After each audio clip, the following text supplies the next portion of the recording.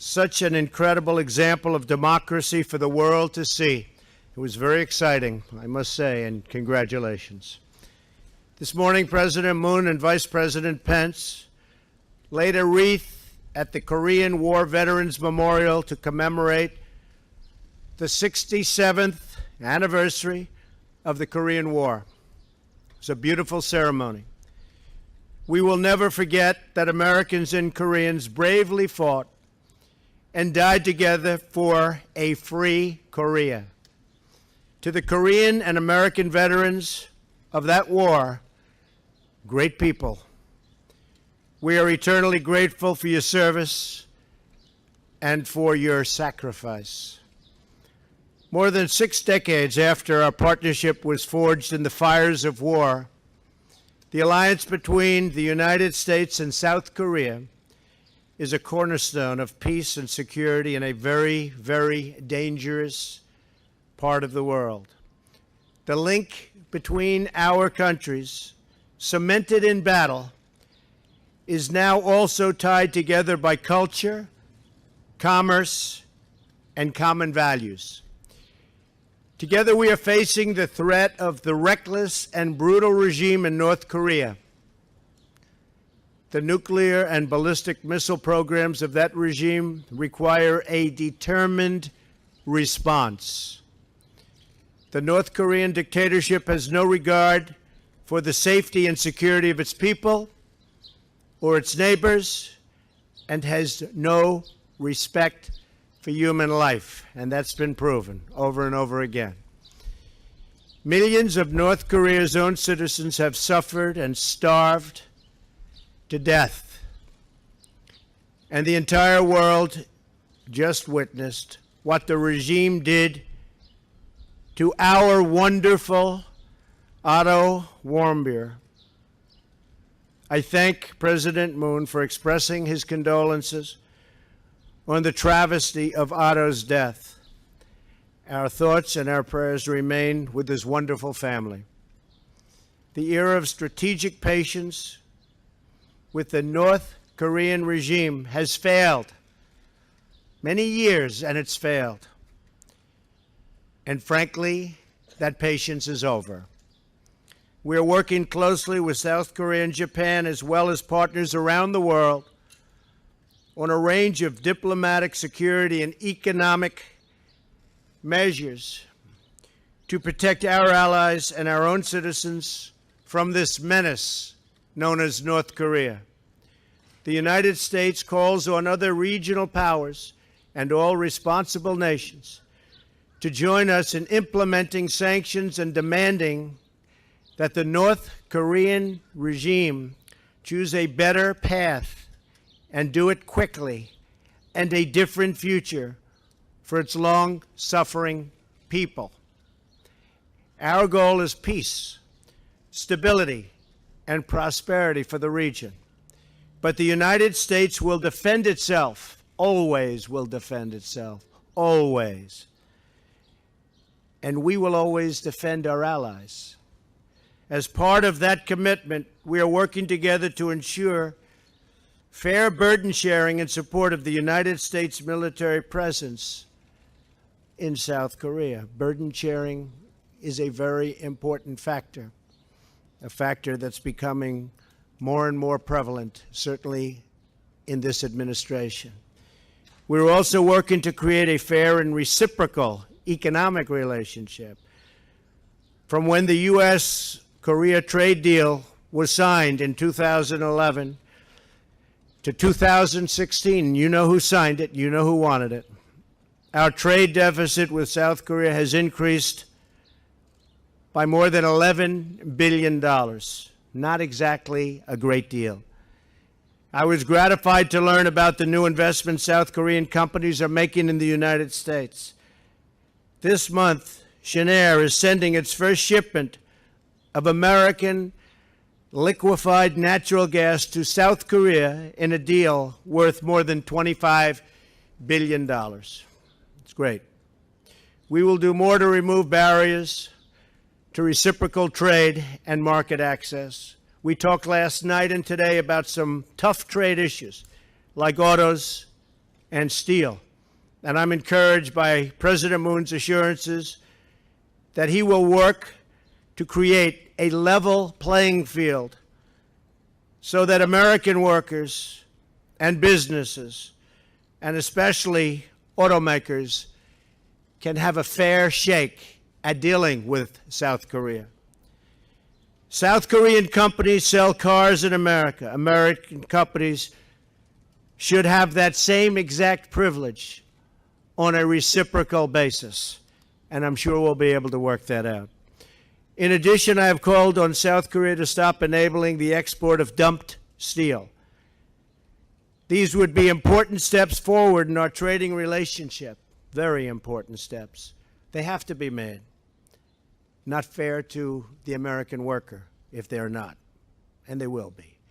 Our teams are going to get to work on these issues, and they're going to sign a deal that's great for South Korea and great for the United States.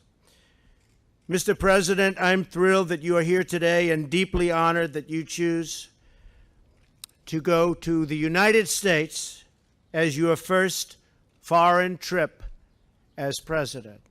I greatly enjoyed our dinner last night and the many productive discussions that we've already started having today. I look forward to working with you for many years to come to strengthen our alliance, protect our citizens from common threats, and deepen the enduring bonds of friendship between Americans and the great people of South Korea. Thank you very much, President Moon. Thank you.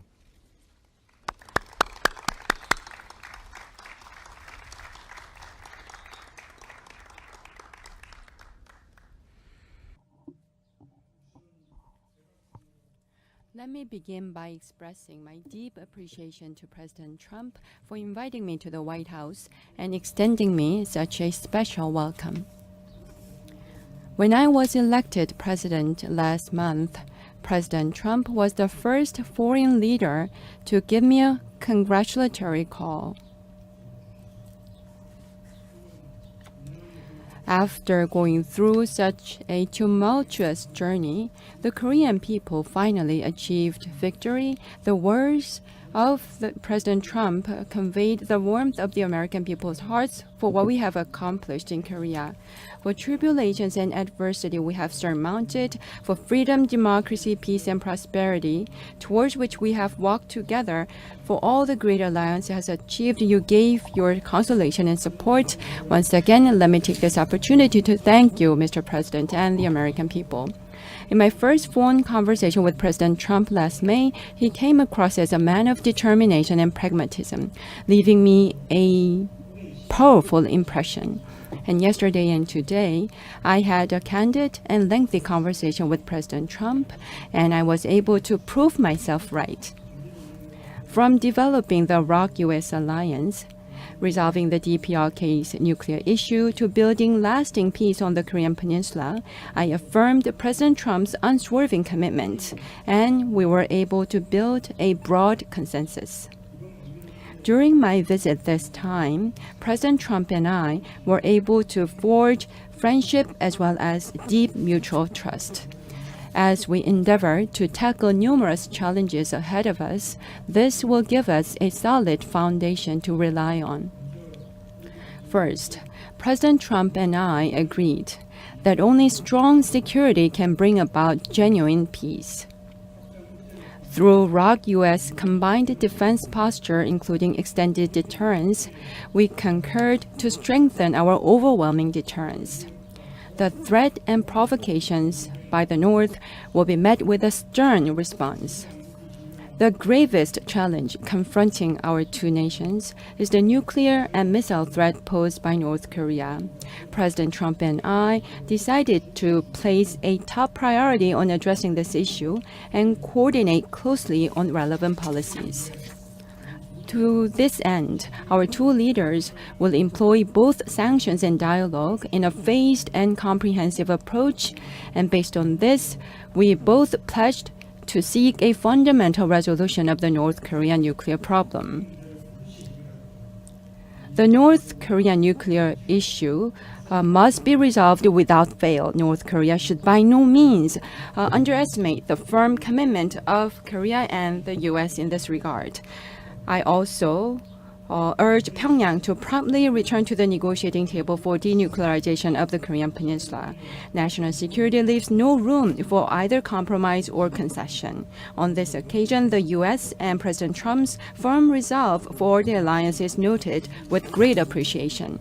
The Republic of Korea, for its part, will strive to strengthen ROK-U.S. combined defense capabilities, while at the same time, by pursuing defense reform, build up its own capacity to defend itself.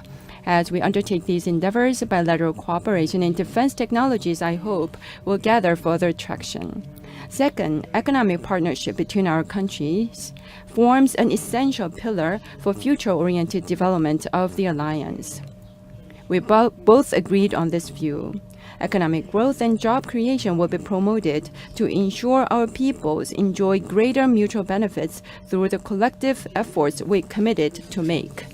Third, as we fight against terrorism and other global challenges together, the ROK-U.S. alliance, as agreed by ourselves, will be broadened and developed into global partnership. As we move forward, our two nations will work towards establishing high-level strategic consultation mechanisms in diverse areas of interest. To make it happen, concrete actions will be formulated in close consultation. I would like to take a moment to convey my heartfelt sympathy and condolences to the American people and the bereaved family grieving over the death of Mr. Won-byeol. The raison d'etre of a state is to defend its people. I deeply sympathize with Americans who are saddened that they were not able to defend their fellow citizen. As a former human rights attorney myself, I am keenly aware of the significance of human rights as the universal value of humanity. To make sure such tragedy never repeats itself, our two nations will cooperate with the community of nations to promote human rights in North Korea. I also invited President Trump to visit Korea this year, and he graciously accepted my offer. Mr. and Mrs. Trump's visit to Korea will once again demonstrate not only our friendship, but also the intimate bond our peoples have come to foster through thick and thin. Your visit will become yet another milestone in defining our partnership. I will see to it that myself. Once again, Mr. President, I extend my sincerest gratitude to you and the First Lady for such warm hospitality. Thank you.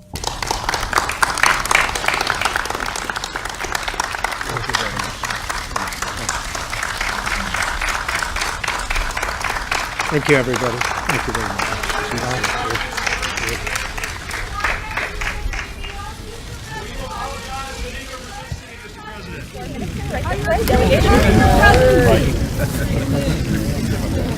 Am I still hooked up? You're hooked up.